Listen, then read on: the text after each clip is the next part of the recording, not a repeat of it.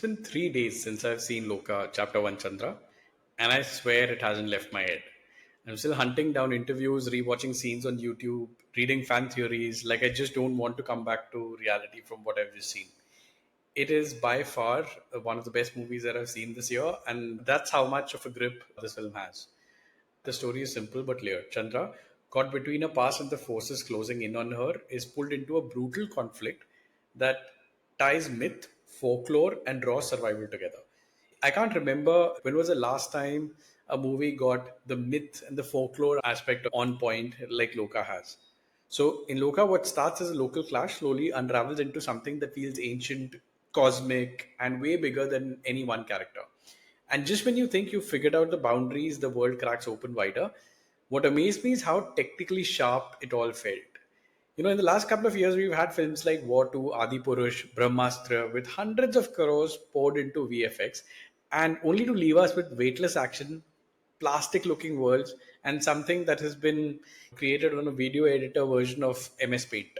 Like, that's how amateur and kiddish it all has looked, while we've seen crores and crores of money poured down the drain. And then you have Lokah. Lokah takes a 30 crore budget and crafts sequences that look authentic, grounded, and alive. The fights have grit, the visuals never break immersion, and the world feels tactile.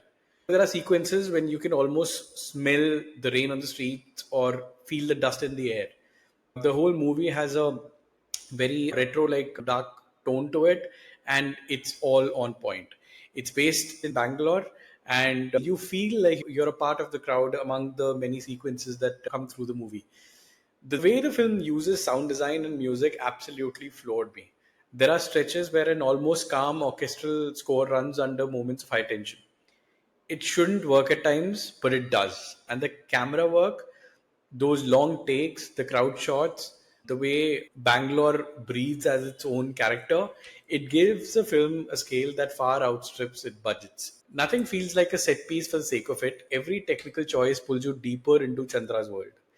And then the theater experience. Honestly, it's been a while since I felt that kind of buzz. I think coincidentally enough, the last time I sort of felt that was when I saw Avesham. The crowd wasn't just watching it, they were a part of it. Every beat, every twist, every surprise drew cheers, whistles, and claps. You could feel the collective electricity, and it reminds you why theater matters. In a time when OTT has made it so easy to just wait and stream, Loka is the exact kind of film that drags you out, packs the hall, and gives you goosebumps you can't replicate on a couch. You hear Bollywood directors or actors saying that, look, OTT has posed a challenge and people prefer to watch movies at the comfort of their homes and don't turn up in theaters. I don't agree, because if you have a commanding, compelling script and the execution is done right, people will turn up. And a packed hall on a weekday for a Malayalam movie in Saket is proof enough. The cast elevated all of this. Kalyani Priyadarshan as Chandra is the spine of the film. Tough, vulnerable, magnetic. Her action sequences were flawless. She has this restraint with which she has portrayed the character, and it's on point. Naslin, I think, seems to be having a stellar year.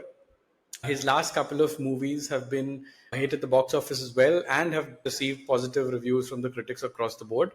He brings this fresh, raw energy, and that grounds the drama.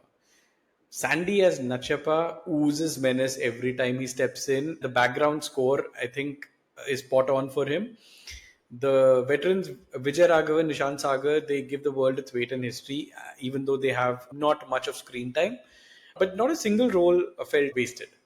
But what excites me in the future is Loka doesn't just end. This is chapter one for a reason. You can see the seeds of a bigger mythology being planted, characters hinting at stories we haven't heard yet, cameos that point to a larger universe, and unanswered questions dangling like bait. If this is the start, then what's coming next could genuinely be Malayalam cinema's first true cinematic universe, one built not on hype, but on craft and storytelling. What amazed me even more was how, during the promotion of the movie, everything was kept under wraps.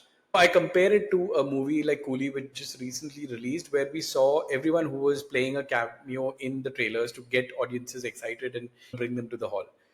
Loka is the exact opposite, where they've kept everything under wraps, and not too many people were sure about who will make the cameo appearances.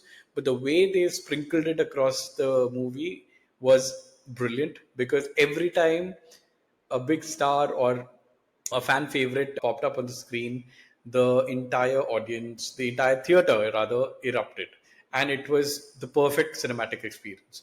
And even when people went to the theaters to see the movie, they didn't give out any spoilers in terms of those cameo appearances, because you want everyone else to experience what you've experienced. And trust me, it's worth it. Loka isn't just a movie, it's an experience, and it feels like the beginning of something we'll be talking about for years. The mid credit and the post end credit scene are worth it, especially the end credit, because it gives you a glimpse of what's coming up next.